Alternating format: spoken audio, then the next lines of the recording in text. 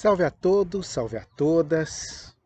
1º de março de 2022. E aqui na nossa batida às terças-feiras, trazendo, como a gente tem enfocado, temáticas voltadas agora ao lar. Vamos estar na semana que vem, nos dias 7, 9 e 11, trabalhando a Semana do Equilíbrio no Lar, às 20 horas, aqui pelo canal. Então, não percam. Pois bem, hoje, a partir de uma questão trazida por uma partilhante em específico, mas que permeia a educação e a relação pais e filhos, eu vou falar de um conceito chamado intencionalidade e como que a partir desse conceito de intencionalidade a gente pode compreender algumas coisas que estão acontecendo em nossa volta e nosso entorno.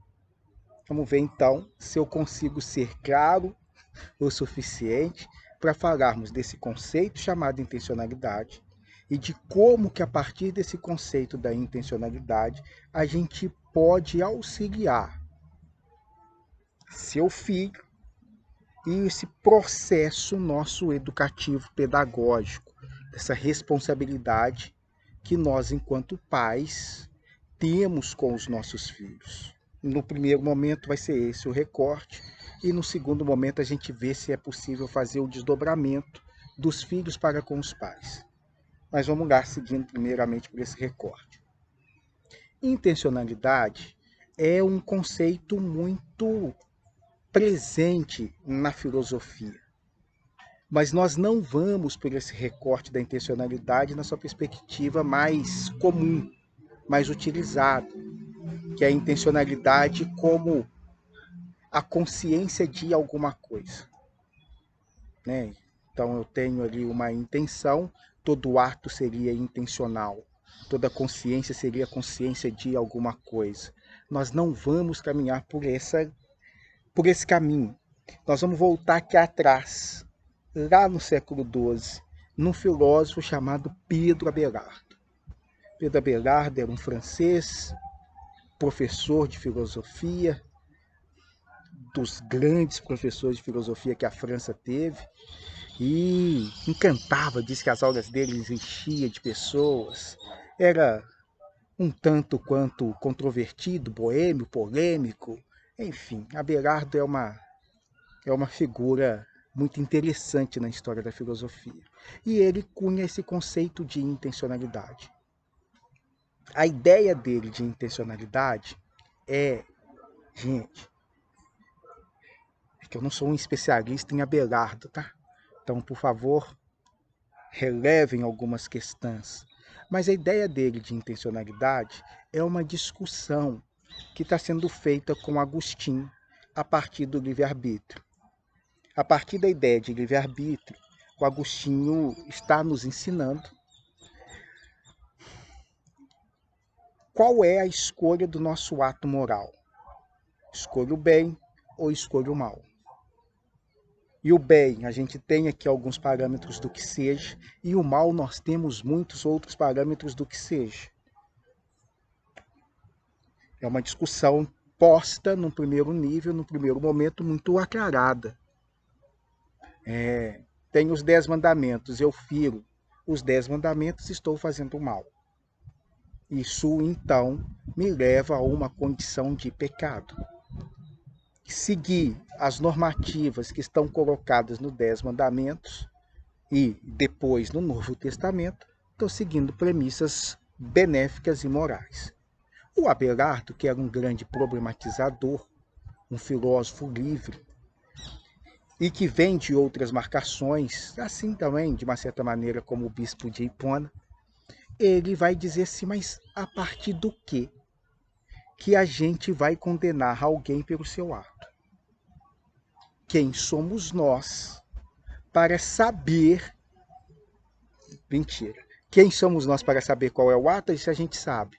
Mas quem somos nós para julgar esse outro a partir do seu ato? E aí é que entra a ideia de intencionalidade de Abelardo, Porque para Abelardo, a intenção é mais vital e essencial do que necessariamente o ato.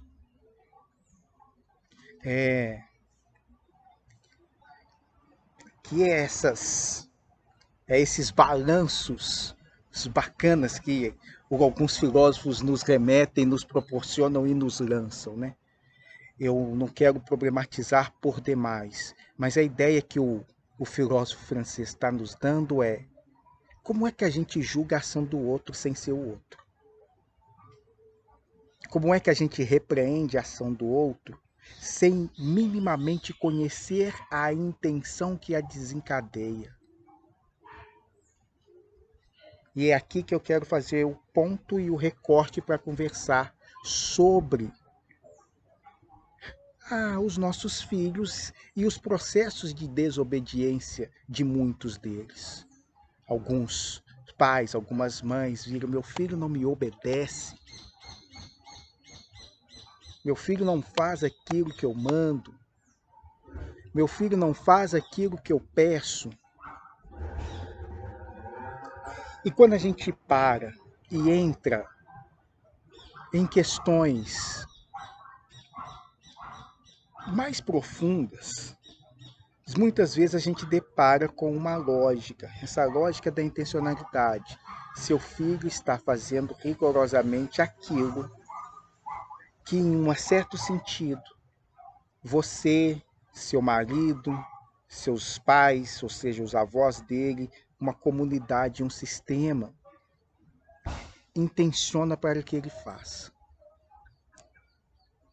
No ato em si é uma desobediência, mas na intencionalidade tem uma ordem oculta, uma ordem amorosa de tentar agradar e de tentar fazer parte.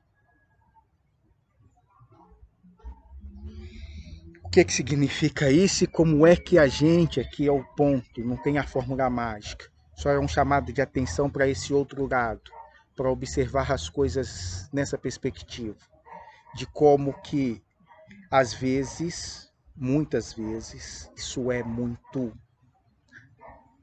quase um padrão que a gente por vezes estabelece, como que os nossos filhos manifestam por vezes o nosso corpo mental de um pai e o corpo emocional da mãe, por exemplo, ou o inverso. Como que parte da movimentação dele se dá por aí. E aquilo que eu gostaria de fazer e não fiz, aquilo que eu gostaria de dizer e não disse, ele expressa. Isso até uma determinada idade, gente. Depois é outros padrões e outros mecanismos. Mas aí na infância isso é muito comum, muito presente. Esse desenvolvimento se dá, se compõe, se estrutura por esses mecanismos que eu vou colocar como dimensionais. Mas o ponto que quero tocar aqui, para não me alargar e nem me aprofundar muito, alongar demais, é como que isso, aparentemente e obviamente conflituoso, pode começar a ser alterado quando tu, eu, você, nós buscamos um entendimento vibracional das coisas. Um entendimento vibracional das coisas é essa geração, e aí dos nossos filhos, dos nossos netos, até mesmo alguns de nós, enquanto pais, enquanto avós, consegue captar aquilo que está por detrás do que está sendo dito. Uma geração foi toda educada pelo ato. Eu mando, eu te mandei, você obedece. Eu falei para você não fazer, você não faça. Eu castigo, Deus castiga, o universo castiga, os policiais castigam, tudo castiga. Uma outra geração não tem medo dos castigos. Nenhum temor quanto a qualquer possibilidade de castigo. É como falar para vocês hoje que vocês têm que comer feijão, porque senão o bicho-papão vai pegar. Vocês olham para isso e falam assim, ah não gente, para, pelo amor de Deus. Sério, vocês vão tentar usar isso? É parecido com aquilo que foi para nós um temor e que para eles... E nesse embate a gente já vê uma desobediência. Está questionando a minha autoridade enquanto pai, professor, policial, seja lá o que for. E é um questionamento absolutamente natural nesse aspecto. Olha, a sua hierarquia, só pelo fato de você estar nessa condição, não me assusta. Tá. Posto isso, ou dentro disso, como é que eu dialogo com esse sujeito sem medo? E um sujeito sem medo que capta não o que eu estou falando, e às vezes nem o que eu estou fazendo. Ele capta essa intencionalidade.